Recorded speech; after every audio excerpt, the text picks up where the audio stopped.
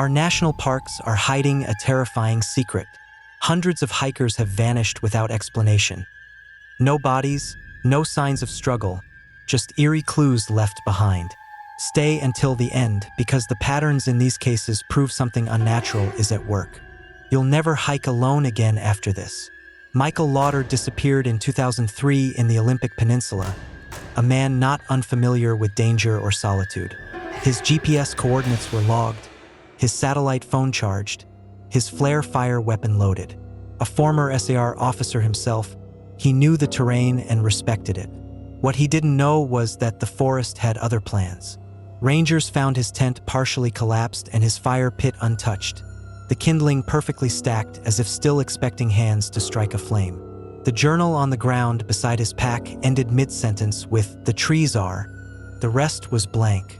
He had checked in with his brother Greg weekly until the second week when silence came. Dogs brought in for the search walked in circles, sat down, and refused to move. There were no tracks, no disturbed brush, no scent. The fire never lit. The food untouched. No blood. No Michael. Carla Houston vanished in 1991 in the San Juan Mountains during a casual loop hike with her group. She took the South Trail, a simple recon route less than a mile long. She never returned. By the time her friends began searching, the trail had already gone quiet. 5 days later, her red backpack was found upright, dry, leaning perfectly against a tree despite 3 days of snow. Her camera, zipped inside, held one final image. A blurry dark interior, resembling a cave that shouldn't have been there. GPS showed open terrain where the image claimed enclosure. There was no sign of her anywhere in the area. No indication of animal predation or hypothermia. She had simply stepped out of sight and stayed gone. Darren Lively disappeared in 2008 in Shenandoah National Park. His wife Meredith said he had gone to recalibrate, to shake off a heavy few months. His gear was laid out precisely at his final known campsite. The fire wasn't lit, but the kettle was filled, and the bowl of rice waited for water that never came. His boots were aligned, his notebook left open. It read, "I heard it again last night. It's not the wind." Dogs sent in for scent gave up. One laid down and whimpered. Rangers reported a spiral of stones 2 miles from the site, perfectly formed. Locals whispered that it was a sign. Something had come to collect. Henry Alvarez was 6. He was at a family picnic in the Smoky Mountains in 1997. He played by the tree line. His sister turned her head for a second. Gone. For days of brutal searching turned up nothing. On the 5th, 27 miles away, a sock was found wedged between 2 rocks. It was dry. It was clean. It was Henry's. No body. No blood. No way he could have traveled that distance barefoot in snow across jagged cliffs. The sock was placed. David Paulides cataloged hundreds of these. Cases where people disappear in places that shouldn't erase them. Where their remains are never found, or if they are, it's in areas previously searched. Where tents collapse without disturbance. Where food is left untouched by animals. Where gear is organized, not scavenged. There are patterns too exact to ignore. Mountains, boulders, bodies of water, unusual weather that hits just after someone vanishes. Dogs that won't track, radios that die, clocks that stall. Robin Faye Thomas disappeared in 2015 in White River National Forest. Her logbook entries had been meticulous. Plant samples labeled, coordinates exact. The last line read, "Something watching? Not sure. Keep hearing crunching." Her bear spray was untouched. Her beacon never triggered. The cairn she'd built to mark plant locations stood intact. Her samples lay beside it, bagged and tagged. Robin was never seen again. 3-year-old Levi Martin was missing for 5 days in Crater Lake National Park in 2004. When they found him sitting calmly in a clearing 2 miles from his campsite, he wasn't hurt. He wasn't crying. He was cross-legged, staring into the trees. He said, "The man with no face carried me." He repeated it to every question. His parents moved states and never brought him back. Tyson Greer disappeared in Yosemite in 2011. His last voice recording stated, "Sunset beautiful, odd stillness, Feels like I'm being stared at. 30 minutes later, the signal went dead. His recorder and phone were found intact under a 70-foot ledge. Not shattered, not damaged, placed. Tyson was not there. Yosemite rangers never explain certain areas. Locals speak of the wall, where compasses spin, batteries drain, and logic fails. Stephen Yates in 1982 took a photo from the summit of Mount Hood before setting up camp. The photo was developed later from a disposable camera recovered at his site. It showed his hand pointing at something in the trees, blurred, tall, featureless.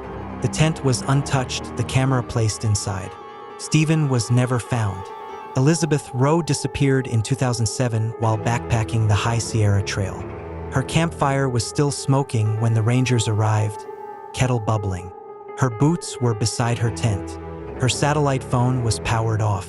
Her journal read, "Something is calling me. It knows my name." No trace of her has ever surfaced.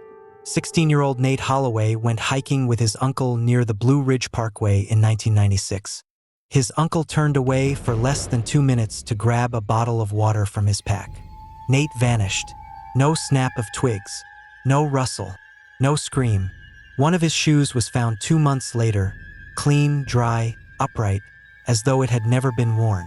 Anthony Griggs, a survival instructor, set out for a solo trek through the Bitterroot Wilderness in 2019. He carried redundant GPS units and a personal locator beacon. He logged coordinates every 4 hours. The last ping stopped 36 hours into the trip. SAR teams found his shelter intact, axe buried in a tree stump, food untouched. His boots were beside a pile of clothing, arranged like someone had stepped out of them. His radio recorded static at 2:11 a.m., a burst of silence, then footsteps, slow, heavy, then nothing. When Stephen Thomas walked away from his group on Mount Marcy in 1976 wearing a yellow jacket, his friends thought he was going for a quick walk. He left his pack. The snow was hard, the moon bright. By morning, he had vanished. His brother Bob searched for a year, over 2,500 miles on foot. He found another missing hiker, but never Stephen. The yellow jacket was never seen again. Patrick Whalen hit a deer in Kiowa Junction in 2000. He cradled its head, fed it, then walked into the woods. Months later, a sun-bleached tent was found in Glacier National Park. The middle strut had collapsed. Food inside was untouched. His knife sheath was empty. Rangers said animals would have torn the tent apart. They didn't.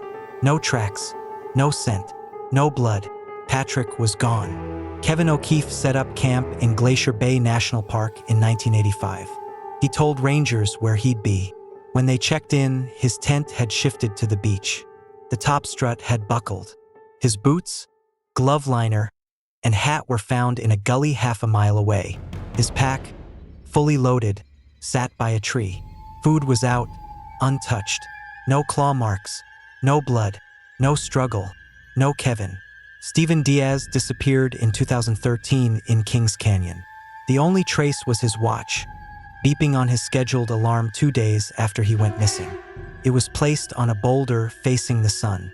Alana Bishop, hiking solo in 2016 through North Cascades, left a voicemail the morning she disappeared. It was blank, just breath, faint humming in the background. Her body was never found.